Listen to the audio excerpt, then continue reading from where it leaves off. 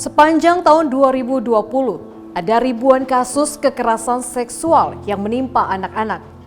4 Januari 2021, Presiden Joko Widodo menerbitkan Peraturan Pemerintah Nomor 70 Tahun 2020 tentang tata cara pelaksanaan tindakan kebiri kimia. Kebiri kimia sejatinya bukanlah bentuk balas dendam antara korban dengan pelaku, namun justru ini adalah upaya pemerintah agar para pelaku mengontrol gairah seksualnya yang susah dikendalikan.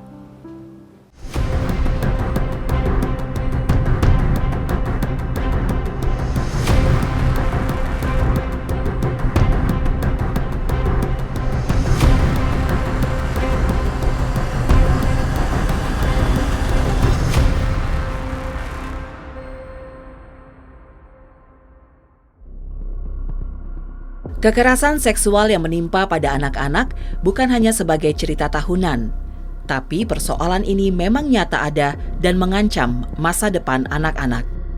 Dari data Kementerian Pemberdayaan Perempuan dan Perlindungan Anak mencatat, sepanjang tahun 2020 saja ada 2.683 kasus kekerasan anak di Indonesia.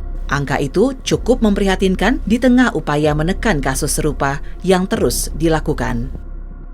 Ada beberapa penyebab terjadinya kekerasan seksual pada anak-anak. Namun, ada 5 penyebab yang paling mendominasi, diantaranya adalah pengaruh pornografi sebanyak 43%, pengaruh teman 33%, pengaruh narkoba 11%, pengaruh keluarga sebanyak 10%, dan yang terakhir, pernah menjadi korban atau trauma masa kecil sebanyak 10%. Tingginya jumlah kasus kekerasan seksual yang terus terjadi direspon cepat oleh pemerintah. 4 Januari 2021, Presiden Joko Widodo menerbitkan Peraturan Pemerintah Nomor 70 Tahun 2020 tentang tata cara pelaksanaan tindakan kebiri kimia, pemasangan alat pendeteksi elektronik, rehabilitasi, dan pengumuman identitas pelaku kekerasan seksual terhadap anak. Belei tersebut diteken Jokowi pada 7 Desember 2020.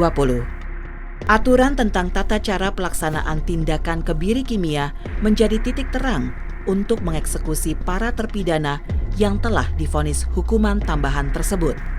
Pemberlakuan hukuman tambahan kebiri kimia diharapkan dapat menekan tingginya kasus kejahatan seksual. Masalah kebiri kimia ini sudah cukup lama juga kami desakan kepada pemerintah dari LPAI, Lembaga Perlindungan Anak Indonesia, karena ini merupakan salah satu upaya juga ikut menekan dorongan libido yang liar yang tidak terkendali dari pelaku ini, begitu.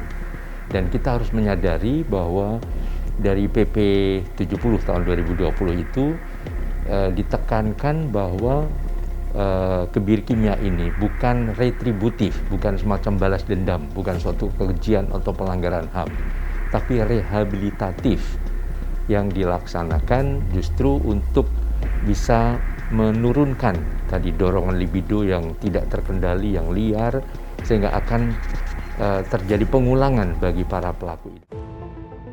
Ada beberapa hal mendasar yang diatur dalam Peraturan Pemerintah Nomor 70 Tahun 2020 dan tertuang dalam beberapa pasal. Misalnya, Pasal 5 mengatur tentang tindakan kebiri kimia dikenakan untuk jangka waktu paling lama 2 tahun. Kemudian pada Pasal 7, sebelum ada putusan pengebirian, harus ada penilaian klinis oleh petugas yang berkompetensi di bidang medis dan psikiater.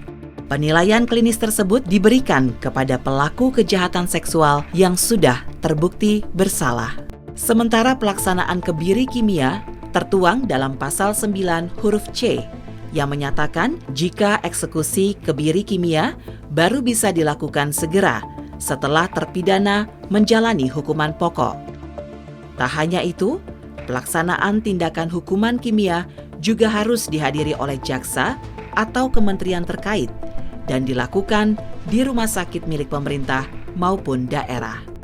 Para pelaku yang mendapatkan vonis kebiri kimia juga perlu disadarkan bahkan hukuman tambahan tersebut bukanlah ajang balas dendam dari korban kepada pelaku, melainkan untuk mengendalikan libido yang susah dikontrol sehingga kejadian serupa tak diulangi kembali.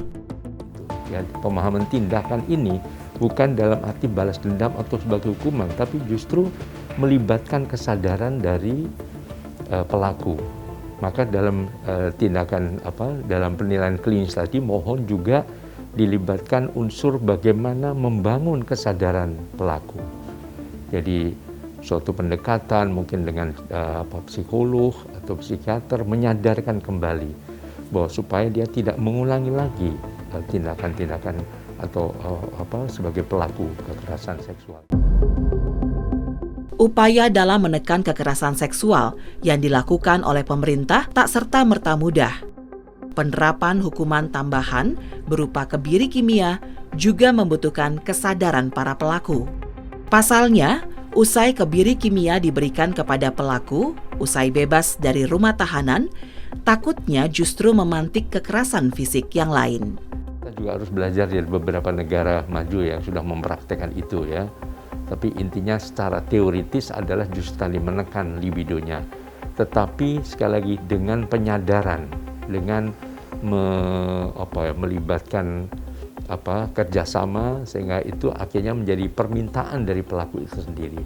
Tapi kalau dengan cara pemaksaan dan kemudian dipakai semacam sebagai hukuman atau retributif, takutnya justru membara dendam dari pelaku dan kemudian akan mendorong melakukan berbagai tindakan. Karena kekerasan seksual bukan hanya dengan menggunakan organ seksualnya dari pelaku, bisa juga dengan cara-cara lain. Tentu harus ada pendekatan secara profesional ya, dilakukan oleh psikolog atau psikiater untuk membangkitkan kembali rasa percaya dirinya, untuk bisa secara bertahap melupakan masa lalunya dan tetap memotivasi menatap masa depannya dengan lebih optimistis. Kebiri kimia menjadi salah satu solusi yang diambil pemerintah untuk menghentikan kejahatan seksual terhadap anak. Namun, peran keluarga dan orang-orang sekitar dalam menghentikan kasus ini juga dibutuhkan. Pemerintah telah berupaya keras agar kasus kejahatan seksual tak terjadi lagi. Demikian In-Depth Story kali ini. Saya Nuka Azwita, sampai jumpa di In-Depth Story episode selanjutnya.